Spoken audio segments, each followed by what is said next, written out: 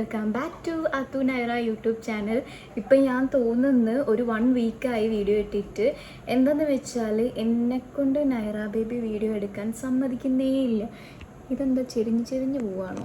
Video എടുക്കാൻ സമ്മതിക്കുന്നില്ല. നൈറയ്ക്ക് ഇപ്പോൾ ഭയങ്കര വാശിയാണ്.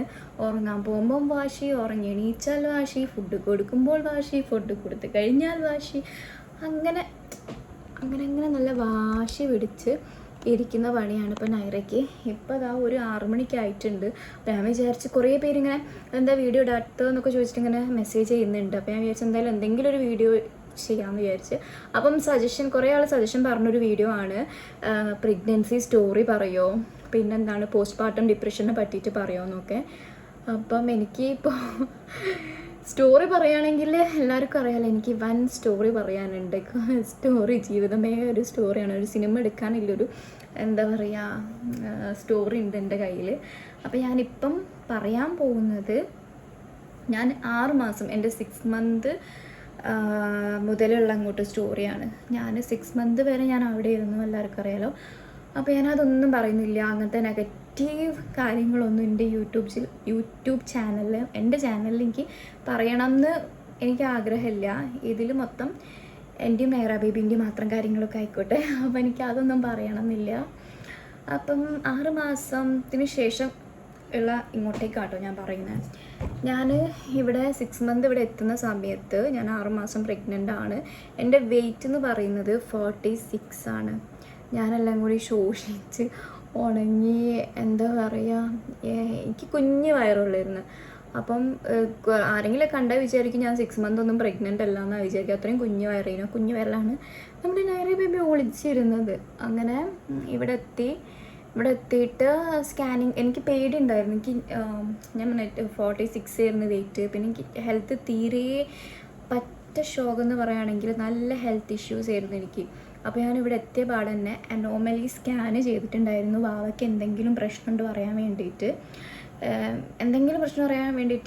പെട്ടെന്ന് തന്നെ വന്നിട്ട് ചെയ്തിട്ടുണ്ടായിരുന്നു. അപ്പം ദൈവം സഹായിച്ചിട്ട് വാവയ്ക്ക് ഒന്നുമില്ല. ഇപ്പോഴും അവൾക്കൊരു ഹെൽത്ത് ഇഷ്യൂസും ഇല്ല. ദൈവത്തിനോട് ഞാൻ നന്ദി പറയാണ്, ഒരുപാട് നന്ദി പറയാണ്. അങ്ങനെ ഞാൻ ഇവിടെ വന്നതിന് ശേഷം പിന്നെ നല്ല ഫുഡ് കഴിച്ച് അങ്ങനെ ഒക്കെ നല്ലപോലെ ആയി.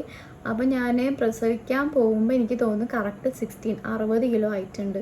46 നിന്ന് 60 കിലോയിലേക്കുള്ളൊരു ചാട്ടമായിരുന്നു ആ 4 മാസം എന്ന് പറയുന്നത്. 8 മാസം 9 മാസം ഞാൻ നല്ല തടിച്ചും ചെയ്ത്. അപ്പം അങ്ങനെയൊക്കെയാണ്. പിന്നെ ഇപ്പം എന്താ ഡെലിവറി വീഡിയോ പറയാനുള്ളത്, പിന്നെ പോയി പ്രസവിച്ചത് അത്ര തന്നെ. ഞാൻ ഡെലിവറീൻ്റെ സമയത്ത് നല്ല കഷ്ടപ്പെട്ടിട്ടുണ്ടായിരുന്നു. എനിക്ക് ഫെബ്രുവരി 9 ഡേറ്റ് വന്നത്. അങ്ങനെ 9 പോയി. എനിക്ക് തീരെ പെയിന് വന്നില്ല. തീരെന്ന് വെച്ചെങ്കിൽ പെയിനേ വരുന്നില്ല. ഞാൻ ഫുൾ കൂളായിട്ടിരിക്കുകയാണ്. അങ്ങനെ എനിക്ക് എന്ത് ചെയ്തിട്ടും എനിക്ക് പെയിന് വന്നിട്ടില്ലായിരുന്നു. ഞാൻ ഫാത്തിമ ഹോസ്പിറ്റലിലായിരുന്നു ഞാൻ ഇവിടെ കാണിച്ചത്. അവിടെ നിന്ന് ഇങ്ങോട്ട് വരുമ്പോൾ എൻ്റെ കയ്യിൽ ഒരു റിപ്പോർട്ടോ കാര്യങ്ങളൊന്നുമില്ല. അങ്ങനെ ഞാൻ ഫസ്റ്റ് ഇവിടെ കാണിച്ചത് സ്റ്റാർ കെയറിലായിരുന്നു. പിന്നെ എനിക്ക് അവിടെ അത്ര വലിയ എന്താ പറയുക, എനിക്കറിയില്ല, എനിക്ക് അങ്ങനെ ഒരു വലിയതായിട്ട് തോന്നിയില്ല. അപ്പം എൻ്റെ അമ്മേൻ്റെ പ്രസവമൊക്കെ എടുത്ത ഒരു ഡോക്ടറുണ്ട്, ഫാത്തിമ ഹോസ്പിറ്റലാണ്. ഇപ്പം അശോകയിലായിരുന്നു അമ്മേൻ്റെ ഡെലിവറി ഒക്കെ കഴിഞ്ഞത്. അപ്പം ഡോക്ടർ ശാന്ത ബാലകൃഷ്ണനെ ഞാൻ കാണിച്ച്. അപ്പം ഡോക്ടർ നല്ല കൂളായി, നല്ല എപ്പോഴും പോസിറ്റീവായിട്ടെല്ലാം പറയും. അപ്പം നമുക്കൊരു സമാധാനമാണ് അത് കേൾക്കുമ്പോൾ തന്നെ. അങ്ങനെ ഡോക്ടറെ കാണിച്ചിട്ട് അവിടെ ഇരുന്നു എൻ്റെ പ്രസവം. അങ്ങനെ 9 ഞാൻ ഡെലിവറിക്ക് പോയി. ഞാൻ പറഞ്ഞല്ലോ എനിക്ക് അങ്ങനെ പെയിനോ കാര്യങ്ങളൊന്നും ഇല്ലായിരുന്നു. അപ്പോൾ അവിടുന്ന് പെയിന് വരാൻ വേണ്ടിയിട്ട് മെഡിസിൻ തന്ന്, നമുക്ക് കഴിക്കാനില്ല മെഡിസിന്. എന്നിട്ടും എനിക്ക് പെയിന് വരുന്നില്ല. പക്ഷേ കുറച്ച് പെയിന് വരുന്നു. നമുക്ക് പീരിയഡ്സിൻ്റെ സമയത്ത് ഒരു ചെറിയൊരു പെയിൻ ഉണ്ടാവുമല്ലോ, അത്ര പെയിനല്ല, എന്നാലും ചെറുതായിട്ടൊരു ഇറിറ്റേഷൻ മാറി. പക്ഷെ എനിക്ക് പെയിന് വരുന്നില്ല. അങ്ങനത്തെ ഒരു സിറ്റുവേഷൻ. അങ്ങനെ ഡോക്ടർ പറഞ്ഞാൽ അടുത്ത ദിവസം ആക്കാം, നമുക്ക് നോക്കാമെന്ന് പറഞ്ഞ്. അങ്ങനെ രാത്രി എനിക്ക് ട്യൂബ് വരെ ഇട്ട് പെയിന് വരാൻ വേണ്ടിയിട്ട്. എന്നിട്ടും എനിക്ക് പെയിന് വന്നില്ല. അവസാനം 10ന് ഒരു 3 മണി വരെ അവർ വെയിറ്റ് ചെയ്ത്. പിന്നെ കുട്ടിക്ക് സീനാണല്ലോ ഇനി വെയിറ്റ് ചെയ്താൽ. അപ്പം അങ്ങനെ സിസേറിയൻ ചെയ്യായിരുന്നു ചെയ്തത്. സിസേറിയന് പോയതേ എനിക്ക് ഓർമ്മയുള്ളൂ. അതിൻ്റെ ഉള്ളിൽ കൂടെ എൻ്റെ വേറെ പല പ്രശ്നങ്ങളും നടക്കുന്നുണ്ട് കേട്ടോ. ഫൈറ്റ് ചെയ്ത് എന്താ പറയുക, ഒരു യുദ്ധം കഴിഞ്ഞിട്ടാണ് ഞാൻ ലേബർ റൂമിലേക്ക് പോകുന്നത്. അത്രയും ഞാൻ ടെൻഷനാണ്. പിന്നെ ഈ എന്താ പറയുക, സിസേറിയൻ എന്നൊക്കെ പറയുമ്പോൾ എന്തായാലും ഒരു ഇഞ്ചക്ഷൻ വെക്കാൻ തന്നെ വരുമ്പം എനിക്ക് പേടിയാണ്. അപ്പോൾ ഈ സിസേറിയൻ എന്ന് പറയുമ്പോൾ അതിൻ്റെ ടെൻഷൻ. പക്ഷെ ഞാൻ ആ സമയത്ത് എനിക്ക് പ്രസവം എന്ന് പറഞ്ഞ ടെൻഷൻ എനിക്കില്ലായിരുന്നു, എനിക്ക് വേറെ പല ടെൻഷനായിരുന്നു. അപ്പോൾ ഓരോ പ്രശ്നങ്ങൾ നടന്നുകൊണ്ടിരിക്കുന്ന സമയമാണ്. അപ്പോൾ എനിക്ക് ആ ടെൻഷനെ കൊണ്ട് ഈ വേദനയും ഈ കാര്യങ്ങളൊക്കെ എനിക്ക് മൈൻഡിൽ നിന്ന് എന്താ പറയുക, ഈ മൈൻഡിലില്ല. അങ്ങനെയായിരുന്നു. അങ്ങനെ ഞാൻ ലേബർ റൂമിലേക്ക് പോകുമ്പം നമ്മളിങ്ങനെ കാണുമല്ലോ, ലേബർ റൂമല്ല, ഓപ്പറേഷൻ തിയേറ്ററിലേക്ക് പോകുമ്പോൾ നമ്മളിങ്ങനെ കാണുമല്ലോ ഫുൾ ഇങ്ങനെ ഇതായിട്ട്. ഇതിപ്പം നമ്മൾ അറിയാണ് എന്താ ചെയ്യാമെന്ന്. അങ്ങനെ എന്താ പറയുക, സിസേറിയന് വേണ്ടിയിട്ട് നമ്മൾ നമ്മളെന്നൊക്കെ പറയുന്നത് ഓപ്പറേഷൻ തിയേറ്ററിലേക്ക് കയറി. അങ്ങനെ എനിക്ക് ഇഞ്ചക്ഷൻ വെച്ചു ബാക്കിൽ, മറ്റേ നമ്മളെ സ്പൈനലിൽ വെക്കുമല്ലോ, അങ്ങനെ വെച്ച്. അപ്പോൾ ഒരു സ്വർഗം കണ്ട്. അപ്പം എന്താ ഇങ്ങനെ എനിക്ക് പെയിൻ നമുക്ക് പറയാൻ പറ്റില്ലല്ലോ, നല്ല പെയിൻ ഉണ്ടായിരുന്നു. അങ്ങനെ വെച്ച് ഞാൻ കിടന്ന്, അതൊക്കെ എനിക്ക് നല്ല ഓർമ്മ ഉണ്ട് കേട്ടോ. കിടന്ന് മെമ്മറി ഫുള്ളായിപ്പോയി. അപ്പം അതിൻ്റെ ബാക്കി സ്റ്റോറി അങ്ങനെ കട്ട് ചെയ്ത് ഇതൊക്കെ ഞാൻ അറിയുന്നുണ്ട് കേട്ടോ. അപ്പോൾ നമുക്ക് വേദന ഇല്ല. അങ്ങനെ കട്ട് ചെയ്ത് അപ്പോൾ ഇങ്ങനെ വലിച്ചെടുത്ത് നൈറ ബേബിനെ. അപ്പം ഞാനിങ്ങനെ നല്ലോണം അറിയുന്നുണ്ട് കേട്ടോ. അപ്പം നൈറ ബേബിനെ കരച്ചിൽ കേട്ട്. അപ്പം നമുക്കൊരു എന്താ പറയുക, ഒരു സന്തോഷം ഉണ്ടാവും, അത് നമുക്ക് പറഞ്ഞറിയിക്കാൻ പറ്റില്ല, അത്രയും സന്തോഷമാണ്. അപ്പോൾ ഡോക്ടർ പറഞ്ഞു, അയ്യോ സ്മോൾ ബേബിയാണ്, എൻ്റെ വിചാരം ആൺകുട്ടിയായിരിക്കും എന്നാണ് എൻ്റെ മനസ്സിൽ. മീൻസ് നമ്മളിങ്ങനെ സ്കാനിങ് ഒക്കെ പോകുമ്പോൾ അഞ്ജലി പറഞ്ഞു ഞാൻ ആൺകുട്ടിയാണ് കണ്ടെന്നൊക്കെ. അപ്പോൾ ഞാൻ അങ്ങനെ വിചാരിക്കുകയാണ്. പിന്നെ ഞങ്ങളെ ജനറേഷൻ മൊത്തം ഫസ്റ്റ് ആൺകുട്ടികളാണ്. അപ്പോൾ ഞാൻ വിചാരിച്ചു എനിക്കും എൻ്റെ ചേച്ചിക്ക് വരെ അങ്ങനെ തന്നെയാണ്, എൻ്റെ കസിൻ സിസ്റ്ററിന് വരെ. അപ്പോൾ ഞാൻ എനിക്കും ആൺകുട്ടിയായിരിക്കുന്നു. പക്ഷെ എനിക്ക് ഏറ്റവും ആഗ്രഹം പെൺകുട്ടിയാണെന്ന് പറഞ്ഞു. അങ്ങനെ ആൺകുട്ടി പെൺകുട്ടി വ്യത്യാസമല്ല, പക്ഷെ നമുക്കൊരാഗ്രഹം ഉണ്ടാവുമല്ലോ പെൺകുട്ടി ആവണമെന്നതിന്. അപ്പോൾ ഡോക്ടർ പറഞ്ഞു. അപ്പോൾ ഞാൻ അങ്ങനെ നോക്കാം ബേബി ഏത് ബേബിയാണ്. അപ്പോൾ ഡോക്ടർ പറഞ്ഞു അതുല്യ പെൺകുട്ടിയാട്ടോ. അമ്മേ, അപ്പോൾ എന്താ പറയുക, അത്രയും നമ്മൾ അനുഭവിച്ച ആ വേദന എങ്ങനെ ടെക്ന്ന് പറഞ്ഞില്ലാണ്ടാവാന്ന് പറയില്ല അങ്ങനെ. അപ്പോൾ എനിക്കിങ്ങനെ ഫേസ് കാണാൻ വേണ്ടിയിട്ട് എന്താ പറയുക, ഇവിടുന്ന് ഡോക്ടർ എന്തൊക്കെയോ തുന്നുന്നു അതൊക്കെ ചെയ്യുന്നുണ്ട്, സ്റ്റിച്ച് ഇടുന്നുണ്ടെങ്കിൽ അതൊന്നല്ലേ. അങ്ങനെ ഇവളെ കരച്ചിൽ കേട്ട് ഇങ്ങനെ കിടക്കുക. അപ്പം ഇതാ ബേബി എന്ന് പറഞ്ഞിട്ട് ഇവിടെ ഇങ്ങനെ വെച്ച് തരും. അപ്പോൾ ഇങ്ങനെ വെച്ചിങ്ങനെ കണ്ണൊക്കെ തുറന്നിട്ടുണ്ട് ഇങ്ങനെ വെച്ചിട്ട്. അപ്പോൾ ഞാൻ വേഗം ഉമ്മ കൊടുത്ത്. ആ ഉമ്മ കൊടുത്തതേ എനിക്ക് ഓർമ്മയുള്ളൂ. പിന്നെ ഞാൻ ബോധം കെട്ട് എനിക്ക് തോന്നുന്നു 1-2 ദിവസം ഞാൻ ICUവിലായിരുന്നു. അങ്ങനെ പിന്നെ ICUവിലായിരുന്നു. പിന്നെ എനിക്ക് ബോധം വന്നപ്പോൾ ഫുള്ള് ഇവിടെ കെട്ടി വെച്ചിട്ടുണ്ട്, എനിക്ക് എണീക്കാൻ പറ്റുന്നില്ല. ഞാൻ അങ്ങനെ സ്ട്രെയിറ്റ് ആയിട്ട് കിടക്കുക. അപ്പം ഒരു സിസ്റ്റർ ഉണ്ട് ഇങ്ങനെ നിൽക്കുന്നത്. അപ്പം സിസ്റ്റർ ഇങ്ങനെ ചോദിച്ചു വാവനെ കാണണ്ടേന്ന് ചോദിച്ചു. ഞാൻ അവളെ നല്ലപോലെ കണ്ടിട്ടില്ല, ചെറിയൊരു രീതിയിൽ കണ്ടിട്ടുള്ളൂ. അപ്പം ഞാൻ വാവനെ കാണണമെന്ന് പറഞ്ഞു. അപ്പം അഞ്ജലീൻ്റെ അടുത്ത് വരുന്ന വാവ നൈറ ബേബി. അപ്പം അഞ്ജലി കൊണ്ടുവന്ന്. അപ്പം ഇങ്ങനെ എന്താ പറയുക, അപ്പോഴും ഇങ്ങനെ കണ്ണു വെച്ചിട്ട് ഇങ്ങനെ നോക്കുകയാണ്. അപ്പം ഞാൻ ഇങ്ങനെ തൊട്ട്, എനിക്ക് അപ്പോഴും ഇവളെ എടുക്കാൻ പറ്റിയിട്ടില്ല. എനിക്ക് കണ്ണൊക്കെ നല്ല ബ്ലറാവും, എനിക്ക് കാണുന്നില്ല നല്ലപോലെ. എനിക്ക് തോന്നിയ ഒരു 4 ദിവസം കഴിഞ്ഞിട്ടാണ് ഇവളെ നല്ലപോലെ എടുത്തതും. 3 ദിവസം കഴിഞ്ഞിട്ടാണ് ഞാൻ നല്ലപോലെ എടുത്തതും നല്ലപോലെ കണ്ടതും. എനിക്ക് കണ്ണൊന്നും കാണാൻ പറ്റാത്തൊരവസ്ഥയായിരുന്നു. അങ്ങനെ പാല് കൊടുക്കാൻ വേണ്ടിയിട്ട് കൊണ്ടുവരും ഇങ്ങനെ. അപ്പോഴാണ് ഞാൻ ഇവളെ കാണാൻ നൈറ ബേബി എണീച്ച്. ഗൈസ്, അമ്മ ഇവിടെ ഉണ്ട് പൊന്നെ. അമ്മ കഥ പറയാണ് നൈറ ബേബിനെ കിട്ടിയ കഥ പറയാണ് അമ്മ. ഒരു കുഞ്ഞു പെണ്ണിനെ അമ്മക്ക് കിട്ടിയത്. ചിരിക്കുക. ഇനി ഗൈസ് കഥ ബാക്കി. ഇനി എൻ്റെ നൈറ ബേബി അമ്മുത്ത എവിടെ? ഇതൊരു പൂച്ചുറക്കാണ്. നമുക്കൊരു മണിക്കൂറെങ്കിലും ഒന്ന് ഉറങ്ങിക്കൂടാ നല്ലപോലെ കുഞ്ഞോ? ഉറങ്ങിക്കാള്. അമ്മ മുത്ത ഉറങ്ങിക്കാള്. ചുണ്ടരി കുറ്റാണ് അല്ലേ? കള്ളനോട്ടം. അങ്ങനെ ഈ സ്റ്റോറി പറയാൻ നമ്മുടെ നൈറ ബേബി കൂടി ഉണ്ട്. അപ്പം എന്താണെന്ന് അറിയില്ല, അടങ്ങിയിരിക്കുന്നുണ്ട്. അപ്പോൾ ഞാൻ എവിടെ വെച്ചായിരുന്നു നിർത്തിയത്? അങ്ങനെ ഞാൻ റൂമിലേക്കൊക്കെ വന്ന് ഞാൻ ICUവിൽ കിടന്ന ആ സമയത്ത് ഇവളെന്തായാലും നമ്മളെ പാരൻസിൻ്റെ അടുത്ത് ഏൽപ്പിക്കും. അപ്പം ഇവളെ നോക്കിയത് അഞ്ജലിയായിരുന്നു. അഞ്ജലിക്ക് കുട്ടീനെ എടുക്കാൻ അറിയില്ലായിരുന്നു, എനിക്കും എടുക്കാൻ അറിയില്ലായിരുന്നു കേട്ടോ. ഞങ്ങൾ ഇതുവരെ അങ്ങനെ നോക്കിയിട്ടില്ലല്ലോ. പക്ഷെ അഞ്ജലിയാണ് ഇവളെ നോക്കിയതും ഇവളെ വൈപ്പ് ചെയ്തും, അതായത് തുടച്ചു കൊടുക്കലും എല്ലാ കാര്യങ്ങളും A to Z അഞ്ജലിയായിരുന്നു നോക്കിയത്. പിന്നെ അമ്മയ്ക്ക് എന്തോ തലവേദനയായിട്ട് അമ്മയ്ക്ക് അങ്ങ് നോക്കാൻ പറ്റില്ല. പക്ഷെ അഞ്ജലിയായിരുന്നു ഉറക്കൊഴിഞ്ഞിരുന്നത്. രാവിലെ മുതൽ രാത്രി ഒക്കെ ഉറക്കൊഴിഞ്ഞ് നിന്നത്, ഇവളെ നോക്കിയത്.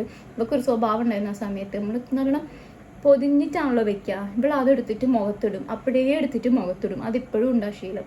തുണിയൊക്കെ എടുത്ത് മുഖത്തിടാം. അപ്പോൾ അവൾ ഉറങ്ങാതിരുന്നിട്ട് ഇങ്ങനെ നോക്കിക്കൊണ്ടിരിക്കും. അങ്ങനെ മാഷീൻ്റെ മോളാണിത് അല്ലേ? ഈ ഇവള് മാഷിൻ്റെ കൂടെയാണ് ആദ്യം ഫോട്ടോ എടുത്തത്, സെൽഫി. കുറേ ഉണ്ട് ഫോട്ടോ. അങ്ങനെയൊക്കെ. പിന്നെ എൻ്റെ അവസ്ഥ എന്ന് പറയുമ്പോൾ അപ്പോഴും എൻ്റെ കുറേ ഇഷ്യൂസൊക്കെ ഇതിനുള്ളിൽ കൂടെ നടക്കുന്നുണ്ട് കേട്ടോ. അങ്ങനെ ഞാനങ്ങനെ റൂമിലേക്ക് വന്ന് പിന്നെ എനിക്കൊരു തലവേദന വന്നിട്ടുണ്ടായിരുന്നു. ഞാൻ വിചാരിച്ച് ഞാൻ ചത്തുപോയിന്ന്. ഞാൻ എന്നിട്ട് അഞ്ജലിനോട് അമ്മയോട് പറയാണ്, എനിക്കറിയില്ല, ഞാൻ ചിലപ്പം എന്തെങ്കിലും ആവും. ആ സമയത്ത് നൈറയ്ക്ക് ഭ്രാന്തളകി ഗൈസ്. ആ സമയത്ത് എൻ്റെ മോളെ നോക്കണം എന്ന് ഞാനിങ്ങനെ പറയുന്നുണ്ട്. എനിക്കറിയില്ല, ഞാൻ വിചാരിച്ച് ഞാൻ ചത്തു പോവാന്ന്. അത്രയും തലവേദനയും കാര്യങ്ങളൊക്കെയായിരുന്നു. അങ്ങനെ അന്ന് എനിക്ക് എന്തൊക്കെയോ മെഡിസിൻ തന്ന് അങ്ങനെ തലവേദന എനിക്ക് മാറുന്നില്ലേ. എനിക്ക് ആ തലവേദന 4 ആഴ്ച ഉണ്ടായിരുന്നു. അപ്പം പറഞ്ഞു ഈ സിസേറിയൻ കഴിഞ്ഞാൽ ഉണ്ടാവുന്ന ഹെഡേക്ക് ആണെന്ന് അവർ പറഞ്ഞിട്ടുണ്ടായിരുന്നു. പക്ഷെ സഹിക്കാൻ പറ്റില്ല. ഞാൻ എൻ്റെ പ്രസവ വേദന പോലും ഇത്ര ഇല്ലായിരുന്നു. എനിക്ക് വേദനയില്ല, സിസേറിയനായിരുന്നു. പക്ഷെ എന്നാലും സ്റ്റിച്ചിന് വേദന ഉണ്ടാവില്ലേ, അതിനെക്കാട്ട് വേദനയായിരുന്നു എനിക്ക് തലവേദന എന്ന് പറയുന്നത്. ഞാൻ എന്താ പറയുക, എനിക്കത് പറയാൻ അറിയില്ല. വേദന എനിക്ക് പറയാൻ അറിയില്ല, അത്രയും വേദന. അതാ ഓരോന്നിടും നിലത്തിടും. അയ്യേ അത് കടിക്കാൻ പാടില്ലേ, നാമ വേറെ തരാം, കുഴപ്പമില്ല, കഴുകി വെച്ചാൽ. ഇതൊക്കെയാണ് ഇപ്പം എല്ലാം ഇതാ വെറുതെ ഓളൻ്റെ പറഞ്ഞിട്ട് കരയും. എന്നാ ഇതൊക്കെ ഇതെന്താ പിന്നെ. അപ്പം അങ്ങനെയൊക്കെ. അങ്ങനെ വീട്ടിലെത്തിയിട്ട് എന്താ അവസ്ഥ തന്നെ, തലവേദന. ഞാൻ വിചാരിച്ചു എനിക്ക് ഈ തലവേദന ഒരിക്കലും മാറില്ല. പിന്നെ നേരെ കിടക്കാൻ പറ്റില്ല. പിന്നെ സിസേറിയൻ ചെയ്തവർക്ക് മനസ്സിലാവും അതിൻ്റെ ബുദ്ധിമുട്ട്. നല്ലോണം അനുഭവിച്ചെന്ന് പറഞ്ഞാൽ നല്ലോണം അനുഭവിച്ചു. ഒരു 6 വീക്കോളം പേരും കാര്യങ്ങളും ഒക്കെ ആയിട്ട് സീനായിരുന്നു മക്കളെ. ഭയങ്കര സീൻ എന്ന് വെച്ചാൽ ഭയങ്കര സീൻ. എനിക്കറിയില്ല ഞാൻ ഇത്രത്തോളം അനുഭവിക്കാൻ പറ്റുമോ, മീൻസ് എനിക്ക് ഇത്രത്തോളം എന്താ പറയുക, ഞാനിപ്പോൾ ഇങ്ങനെ പറയാം, പിടിച്ചെടുക്കാൻ പറ്റുമോ എന്ന് എനിക്ക് ഇപ്പോഴാണ് മനസ്സിലായത്. ഞാൻ എത്രയോ സ്ട്രോങ് ആണെന്ന് എനിക്ക് അപ്പോഴാട്ടോ ആ ഒരു സമയത്ത് എനിക്ക് മനസ്സിലായത്. പിന്നെ കുറേ പേര് ചോദിച്ച ഡിപ്രഷൻ കാര്യങ്ങൾ, പോസ്റ്റ്മോർട്ടം ഡിപ്രഷൻ. എനിക്ക് എന്താ പറയുക, എനിക്ക് അല്ലാത്ത കുറേ ഡിപ്രഷനും അല്ലാത്ത കുറേ ടെൻഷനും ഇല്ലതിനെ കൊണ്ട് പോസ്റ്റ്മോർട്ടം ഡിപ്രഷൻ എനിക്ക് എന്താണെന്ന് എനിക്ക് മനസ്സിലായിട്ടില്ല. കാരണം എന്താണെന്ന് വെച്ചാൽ എനിക്ക് ആ സമയത്ത് എനിക്ക് ഈ ഒരു മുഖം, ഈ ഒരു ഫേസ് കാണുമ്പോൾ എനിക്കൊരു സമാധാനമുള്ളൂ. അപ്പോൾ പിന്നെ ഞാൻ അവളെ കാര്യം നോക്കുക, ഇവർക്ക് വേണ്ട കാര്യങ്ങൾ ചെയ്യുക, ഫുൾ ടൈം 24 hours ഇവളെ കൂടെ തന്നെ എല്ലാം ചെയ്ത് എനിക്കറിയില്ല. എനിക്ക് പോസ്റ്റ്മോർട്ടം ഡിപ്രഷൻ എനിക്ക് അറിയില്ല എന്താണ്. എനിക്ക് അതിന് മുന്നേ ഡിപ്രഷൻ ഇല്ലതിനെ കൊണ്ട് എനിക്ക് അറിയില്ല എന്താണ്. അതുകൊണ്ട് എനിക്ക് അതിനെ പറ്റിയിട്ടൊന്നും പറയാനില്ല. പിന്നെന്താ, അത്രയും ആശ്വാസം, ഹാപ്പിനെസ് ഉണ്ടായത് എൻ്റെ നൈറമുറ്റില്ലേനെ കൊണ്ടാ അല്ലേ, ഇവളില്ലേനെ കൊണ്ട് മാത്രമാണ് ഞാൻ അപ്പോഴും ഇപ്പോഴും ഞാനിപ്പോൾ ഇവിടെ ഈ ലോകത്ത് ഇങ്ങനെ ജീവിച്ചിരിക്കുന്നുണ്ടെങ്കിൽ ഇതുള്ളതുകൊണ്ട് മാത്രമാണ്. അല്ലെങ്കിൽ ഞാൻ ഉണ്ടാവില്ല, ഉറപ്പാണ്. അതൊക്കെ വേറെ തന്നെ കഥ. അപ്പം അങ്ങനെയൊക്കെയാണ് എൻ്റെ പ്രഗ്നൻസി സ്റ്റോറി എന്ന് പറയുന്നത്. പിന്നെന്താ, പിന്നെ ഇനിയിപ്പോൾ ഇവക്ക് 10 മാസം ആവാനായി. പിന്നെ നോക്ക് ഈ 10 മാസം എങ്ങനെയാണ് പോയത്, എത്ര പെട്ടെന്ന് പോയി. എനിക്കിങ്ങനെ ഇവള് വലുതാവുമ്പോൾ നമുക്ക് ആ ഒരു എന്താ പറയുക, കുഞ്ഞു നൈറ ബേബി ഉണ്ടാവില്ലേ, അതിനൊക്കെ ഇങ്ങനെ മിസ് ചെയ്യുക. ഈ വലുതാവണ്ട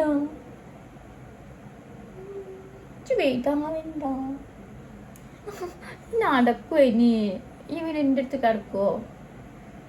ഇച്ച് പിന്നെ വലിയ കുച്ചായാലും എൻ്റെ അടുത്ത് ഇങ്ങനെ ഒട്ടി നിൽക്കുമോടോ? ഇച്ച് വലിയ പെണ്ണാവണ്ട കേട്ടോ. അമ്മൻ്റെ കൂടെ അങ്ങനെ ഇരുന്നാൽ മതി. ഈ പ്രാന്തത്തി പെണ്ണല്ലേ. അപ്പം അങ്ങനെയൊക്കെയായിരുന്നു കഥകൾ. പിന്നെ എനിക്ക് എന്തൊക്കെയോ പറയണമെന്നുണ്ട്, എല്ലാം മറന്നുപോയി. ഇനി ഞാൻ ഓർമ്മ വരുമ്പോൾ പറയാം. അപ്പം ഞാൻ വീഡിയോയിൽ ഇൻക്ലൂഡ് ചെയ്യും. നോക്കി അടുത്ത് പാമയ്ക്ക്. പിന്നെന്താ, അത്രയൊക്കെ തന്നെ.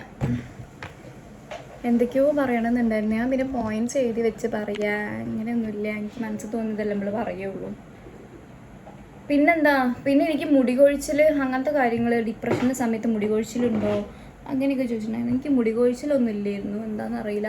പക്ഷെ എൻ്റെ മുടി ഇപ്പോഴാണ് കൊഴിയുന്നത്. എന്താണെന്ന് വെച്ചാൽ ഇവിടെ എൻ്റെ മുടി ഇങ്ങനെ പറിച്ചെടുക്കും, എനിക്ക് ഇവിടെയൊക്കെ വേദന. പറിച്ചെടുക്കാന്ന് വെച്ചാൽ പറിച്ച് എടുത്തിങ്ങനെ ഇതാക്കുക. എനിക്ക് ആ സമയത്ത് അങ്ങനെ ഹെയർ ഫോൾസ് ഒന്നും ഇല്ലായിരുന്നു. പിന്നെ ഞാൻ കുറേ കാര്യം, നമ്മൾ ടെൻഷൻ ഉണ്ടെങ്കിലും ഞാൻ പറഞ്ഞില്ലേ, ഞാൻ എങ്ങനെ അതിനൊക്കെ ഒന്ന് മാറ്റിയെടുക്കാൻ വേണ്ടിയിട്ട് ഞാൻ ഓരോന്നും എന്താ പറയുക, ഇവളെ കാര്യം തന്നെ, ഇവൾക്ക് വേണ്ട കാര്യങ്ങൾ, ഇനി ഭാവിയിലേക്ക് എന്താണ്, അതെന്താണ്, ഇതെന്താണ്, ഇനി ഇവൾക്ക് ചെയ്യേണ്ട കാര്യങ്ങൾ, ഇവൾക്ക് ഓരോ സാധനങ്ങൾ ഉണ്ടാക്കി കൊടുക്കും.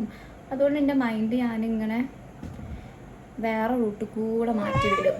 ഞാൻ പിന്നെ അവളെ കൂടെ അടി കൂടും. ഞാൻ ആരാ വന്നത്, കുറച്ച് കഴിഞ്ഞിട്ട് കാണാം കേട്ടോ. ഇവിടെ കുറേ പേര് ചോദിച്ചിട്ടുണ്ട് എന്താ ആക്റ്റീവ് അല്ലാത്തത്. ഇൻസ്റ്റയിലും ആക്റ്റീവ് അല്ല, അതുപോലെ തന്നെ യൂട്യൂബിലും ഇല്ല. അതിൻ്റെ റീസൺ എന്ന് പറയുന്നത് ഈ നൈറ ബേബി തന്നെയാണ്. എൻ്റെ നല്ല സമയം, അതായത് ഇവിടെ കൂടെ ഇപ്പം നമ്മൾ ഇരിക്കേണ്ട സമയമല്ലേ, അപ്പോൾ ആ സമയത്ത് ഞാൻ വേറെ ഒന്നും ചെയ്യണ്ടെന്ന് വിചാരിച്ച്. പിന്നെ ചെയ്യാനും പറ്റില്ല, അത് വേറെ കാര്യം, സമയമില്ല. ഇതാണ് ഇപ്പോൾ തന്നെ കണ്ടില്ലേ, താഴെ ഇറങ്ങാൻ മേലെ വരാം. രാവിലെ എണീക്കുന്നതും രാത്രി ഉറങ്ങുന്നതും എനിക്ക് എന്താ പറയുക ഓർമ്മയുള്ളൂ. ബാക്കിയുള്ള സമയം മൊത്തം ഇവിടെ കൂടെ അടിയും പിടിയും പിന്നെ ബാക്കിലോട്ടും ചാട്ടും ഒക്കെയാണ്. രാവിലെ എണീക്കുക, പിന്നെ ഇവൾക്ക് വേണ്ട കാര്യങ്ങൾ ചെയ്യുക, എണീക്കുക, ഇവൾക്ക് ഫുഡ് കൊടുക്കുക, പിന്നെ കുളിപ്പിക്കുക. അത് കഴിഞ്ഞിട്ട് ഇവൾക്ക് ഒരു ഉറക്കമുണ്ട്, ഉറങ്ങിക്കഴിഞ്ഞിട്ട് പിന്നെ ഉച്ചക്കത്തെ ഫുഡ് കൊടുക്കണം, അതിനുള്ളിൽ കൂടെ പാല് കൊടുക്കണം. പിന്നെന്താ, പിന്നെ വൈകുന്നേരം ആവും, ഉച്ച കഴിഞ്ഞാൽ ഒരു ഉറക്കമുണ്ട്, പിന്നെ വൈകുന്നേരമായി, വൈകുന്നേരത്തെ ഫുഡ്, പിന്നെ ഇവിടെ കൂടെ കളിക്കണം, ചാടണം, മറിയണം, എല്ലാത്തിനും ഞാനല്ലേ ഉള്ളൂ. അപ്പം കൊണ്ടും നമ്മളെ സമയം ഇങ്ങനെ പോയിക്കൊണ്ടേയിരിക്കും. ഇപ്പോൾ കണ്ടോ കളിക്കുന്ന കളികൾ ഇതാണ്. പിന്നെ എപ്പോഴും ഇവളെൻ്റെ കൂടെ തന്നെയാണ്. ഇപ്പം ഞാൻ വീട്ടിലുണ്ടെങ്കിലും, ഞാനിപ്പോൾ എന്തെങ്കിലും ആവശ്യത്തിന് ഇപ്പോൾ പുറത്ത് പോവുകയാണെങ്കിൽ തന്നെ പെട്ടെന്ന് ഞാൻ വരും. അപ്പം 24 hours ഇവൾ എൻ്റെ കൂടെ തന്നെയല്ലേ. അപ്പം ഞാൻ വീട്ടിലുണ്ടെങ്കിൽ എൻ്റെ വയ്യാതെ തന്നെയേ ഇവളുണ്ടാവുള്ളൂ. അതുകൊണ്ട് എനിക്കൊരു ഷൂട്ടിനും പോകാൻ പറ്റുന്നില്ല, ഒന്നിനും പോകാൻ പറ്റുന്നില്ല. പിന്നെ എനിക്ക് തോന്നുന്നുമില്ല പോകാൻ വേണ്ടിയിട്ട് ഇവളെ വിട്ടിട്ട്. അപ്പം അങ്ങനെയൊക്കെയാണ്. എന്നെ നോക്കിക്ക, ഞാൻ അപ്പോൾ പിടിച്ച് കയറും ഇങ്ങോട്ടാ. ഇപ്പം നൈറ പിടിച്ച് നിൽക്കാനൊക്കെ തുടങ്ങിട്ടോ. എൻ്റെ മുടിയിലേക്കാണ് എയിം, അത് വേറെ. മുടി കണ്ടോ ഇപ്പം പല്ല് വന്നതിനെ കൊണ്ട് ഇങ്ങനെ ആക്കും, സൗണ്ട് നമുക്ക് കേൾക്കാം.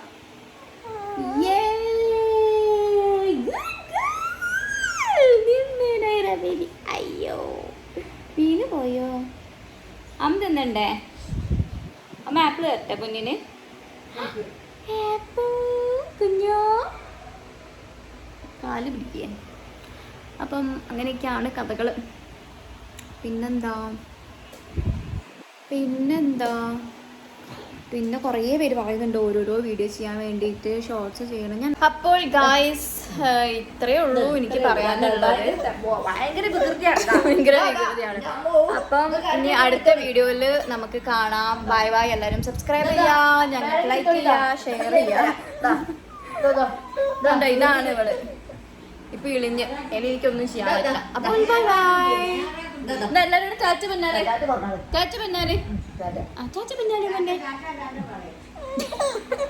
ചാറ്റൊന്നും ഇപ്പം കിട്ടൂല. അപ്പൊ എല്ലാവർക്കും ബൈ ബൈ.